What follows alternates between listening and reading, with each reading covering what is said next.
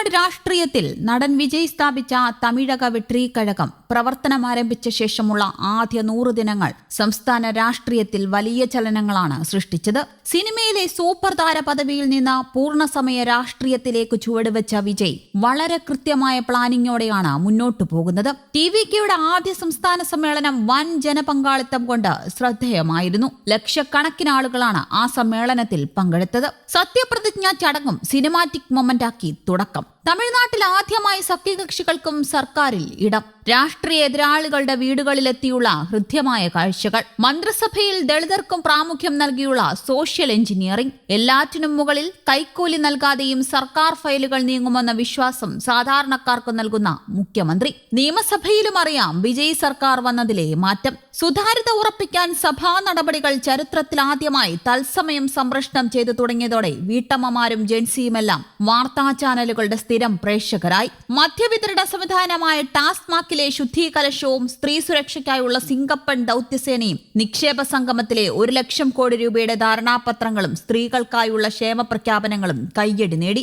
എന്നാൽ DMK സഖ്യത്തെ പിളർത്തി. പ്രധാന ഘടകകക്ഷികളെയെല്ലാം സ്വന്തം പാളയത്തിലേക്ക് എത്തിച്ചതും വിജയുടെ ഏറ്റവും വലിയ രാഷ്ട്രീയ വിജയമാണ്. പെരിയാർ, അംബേദ്കർ, കാമരാജ് എന്നിവരുടെ ആശയങ്ങളെ മുൻനിർത്തി ദ്രാവിഡ ആശയങ്ങളും തമിഴ് ദേശീയതയും കോർത്തിയിണക്കിയുള്ള സെക്കുലാർ സോഷ്യലിസ്റ്റ് നിലപാടാണ് പാർട്ടി പ്രഖ്യാപിച്ചത്. ഭരണകക്ഷിയായ DMK രാഷ്ട്രീയ എതിരാളിയായും BJPയെ പ്രത്യയശാസ്ത്ര എതിരാളിയായും പ്രഖ്യാപിച്ച് വ്യക്തമായ ചേരിതിരിവ് സൃഷ്ടിച്ചു. പരമ്പരാഗത രാഷ്ട്രീയ പാർട്ടികളിൽ മടുത്ത യുവാക്കളെയും കന്നി വോട്ടർമാരെയും വലിയ തോതിൽ ആകർഷിക്കാൻ സാധിച്ചു. സംസ്ഥാനത്തുടനീളം ബൂത്ത്തല കമ്മിറ്റികൾ ശക്തിപ്പെടുത്തുകയും സ്ത്രീകൾക്കും യുവാക്കൾക്കും ഭാരവാഹിത്വത്തിൽ മുൻഗണന നൽകുകയും ചെയ്തു. നീറ്റ് പരീക്ഷ, കേന്ദ്ര സംസ്ഥാന സാമ്പത്തിക ബന്ധങ്ങൾ, തമിഴ് ഭാഷാ വിഷയം എന്നിവയിൽ ജനപക്ഷ നിലപാടുകൾ ഉയർത്തിക്കാട്ടി. പ്രധാന ഭരണ നേട്ടങ്ങളും ക്ഷേമ പദ്ധതികളും TVKയുടെ ഇവയൊക്കെയാണ്. ഗാർഹിക ഉപഭോക്താക്കൾക്ക് 2 മാസത്തിലൊരിക്കൽ 200 യൂണിറ്റ് വരെ സൗജന്യ വൈദ്യുതി നൽകുന്ന സുപ്രധാന ഉത്തരവിൽ അധികാരമേറ്റ ഉടൻ തന്നെ വിജയ് ഒപ്പുവെച്ചു. സ്ത്രീകളുടെ സുരക്ഷ ഉറപ്പിക്കുന്നതിനായി പ്രത്യേക സിംഗപ്പൻ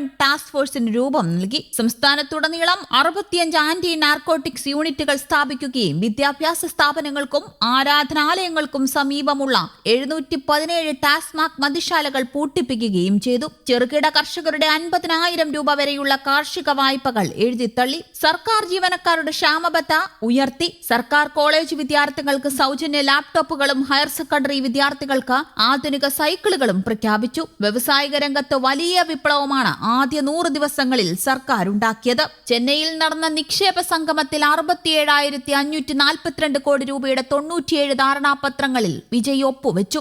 ആദ്യ 100 ദിനങ്ങളിലാകെ 1 ലക്ഷം കോടിയിലധികം രൂപയുടെ വ്യവസായ നിക്ഷേപ വാഗ്ദാനങ്ങൾ കരസ്ഥമാക്കി. ഇതുവഴി 1.2 ലക്ഷത്തിലധികം തൊഴിലവസരങ്ങൾ സൃഷ്ടിക്കപ്പെട്ടു. 2036ഓടെ തമിഴ്നാട് സാമ്പത്തിക വ്യവസ്ഥയെ $1.5 ട്രില്യൺ എത്തിക്കുക എന്നതാണ് സർക്കാരിന്റെ പ്രധാന ലക്ഷ്യം. ചെന്നൈ പോലുള്ള പ്രധാന നഗരങ്ങൾക്ക് പുറമെ രാമനാഥപുരം, തിരുനെൽവേലി, തൂത്തുക്കുടി, കൃഷ്ണഗിരി തുടങ്ങിയ പിന്നോക്ക വികസന ജില്ലകളിലേക്കും വലിയ തോതിൽ വ്യവസായ പദ്ധതികൾ വ്യാപിപ്പിച്ചു. മന്ത്രിമാരുടെ പരിചയക്കുറവാണ് പ്രധാന ദൗർബല്യം. പുതുമുഖങ്ങളിൽ ആത്മവിശ്വാസം പ്രകടിപ്പിക്കുന്നത് എക്സൈസ്, ദേവസ്വം വകുപ്പ് മന്ത്രിമാർ മാത്രം. AIDMK MLA-മാരെ രാജിവെപ്പിച്ചും വിജയഭാസ്കർ പോലുള്ള അഴിമതിക്കാരെ 2 കൈയും നീട്ടി സ്വീകരിച്ചതും സംശയങ്ങൾക്കിട നൽകി. BJPയെ പിണക്കി കേന്ദ്ര ഫണ്ട് കളയാനില്ല എന്ന നയത്തിൽ നിറയെ ആശയക്കുഴപ്പവുമുണ്ടായി. മുൻ സർക്കാരിലെ പദ്ധതികളുടെ പേരുമാറ്റമല്ലാതെ മറ്റൊന്നും നടക്കുന്നില്ലെന്നും പ്രതിപക്ഷം വിമർശിക്കുന്നുണ്ട്. വിജയ് ഒഴിഞ്ഞ തിരുച്ചി ഈസ്റ്റ് അടക്കം 7 മണ്ഡലങ്ങളിലെ ഉപതെരഞ്ഞെടുപ്പാകും TVK സർക്കാരിന്റെ അടുത്ത അഗ്നിപരീക്ഷ.